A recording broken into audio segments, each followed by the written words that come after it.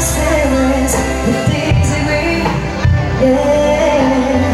To get my way, I would run from us to live.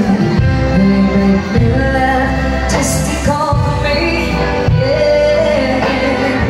Then finally make me do just what my Savior said. Later that night when I was asleep,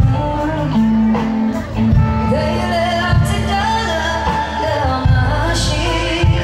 Never dreamed that they. Alright, so we'd like to request with the picture of our, of course, support and the parents, together with the family, to join, of course, the birthday celebratory photo opportunity. Tawagin po natin ang brothers and sisters, and of course, joining with them, ang kanilang mother, okay, and fathers. I know they are here now, so happy. Ayan, na nagbubuhan ang observe sa